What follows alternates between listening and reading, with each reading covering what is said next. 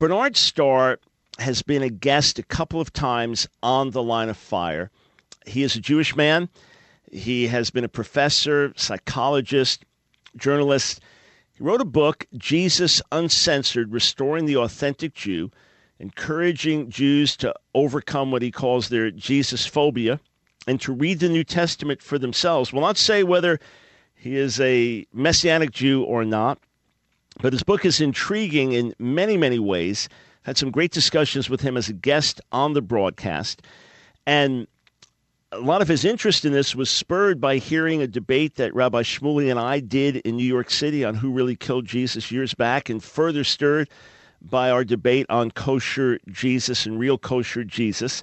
Well, Bernard Starr has written articles for Huffington Post and taken material from his book and added some other material. And one thing he's done is shown how, in the history of art, Jesus was made into a European figure who's no longer Jewish, and yet if he's in conversation with other Jews, they look very Jewish in a caricatured way, almost in a demonized way. And Bernard Starr, in one of his articles, happened to mention something about Bill O'Reilly. Bill O'Reilly commented on this. I want you to hear what O'Reilly had to say, and then I want to respond. Let's play the first clip. A guy named Bernard Starr writes, quote, "Even Bill O'Reilly, in his book Killing Jesus, affirms Jesus' Jewish identity right up to the crucifixion." I love seeing the word even in front of my name. So condescending. Of course I affirm that, because it's true. But then Mr. Starr goes off the rails, railing against art that portrays Jesus as a Christian when he was alive. Quote, "Yet Christianity did not exist in Jesus' lifetime, and he never proposed a new religion." That is false. Whoa. That is false? Bernard Starr went off the rails by saying that Christianity didn't exist in Jesus' day, or that Jesus was not Christian, or that he didn't propose a new religion. That's false? This is what Bill O'Reilly then has to say. History shows that Jesus was very clear in speaking about a new spiritual direction. He actually told the Roman who condemned him that he was the Messiah. Also, Jesus clearly instructed his disciples to teach a new theology, which they eventually did, with Peter leading the way. And all of them were killed for doing that, except for John. Now, I wrote Killing Jesus to set the historical record straight. We have been successful doing that. The book is meant for people of every faith, religion, and atheists as well. In fact, a tip of the day, be very skeptical about what you read on the net.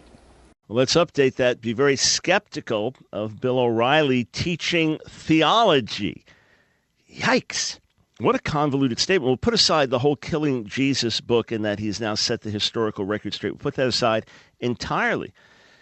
And I like so much of what Bill O'Reilly says and agree with a lot of what he says, but it'd be difficult to misstate things more dramatically than he just did. I say this as a biblical scholar, but you don't have to be a biblical scholar to know that. Number one, Jesus, as the Messiah, was not starting a new religion. He said explicitly, "I did not come to abolish the law of the prophets, but to fulfill." And he opened his disciples' eyes to understand what was written in the Hebrew Scriptures, to say, they spoke of me.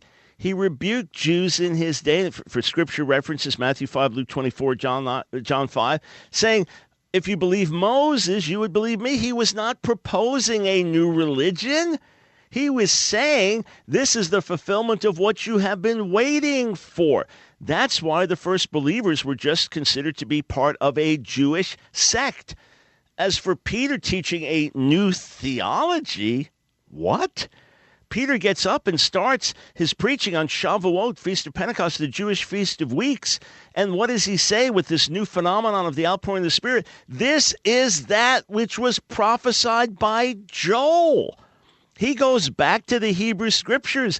And then in his first message from Acts, what does he quote from? He quotes from Psalm 16. He quotes from Psalm 110. And he says, this is what we have been waiting for. This is the promised Messiah of Israel. And the word Christian which is used only 3 times in the New Testament, Acts 11, Acts 26, and 1 Peter 4, did not refer to adherents of a new religion. There were these Christ ones. It would be like my followers being called Brownites or O'Reillyites for O'Reilly followers. It was a mocking, condescending term that was used because now these Jews and Gentiles were following this guy named Christ, and that name, especially in the Roman world or the Greek world, did not have much significance, so it was a derogatory term. So Bernard Starr is absolutely right.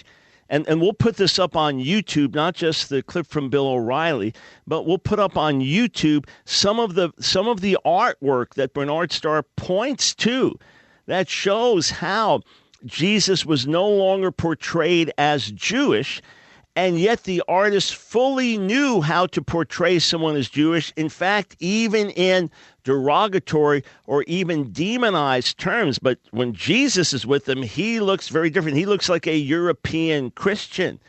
So, that being said, Mr. O'Reilly, I'm here to help. I would love to sit down with you and help you work through this theology. And in fact, sir, I'd be glad to send you a free copy of my book, The Real Kosher Jesus, which you'll find to be quite an eye-opener. And no need to thank me. I'm glad to set the record straight.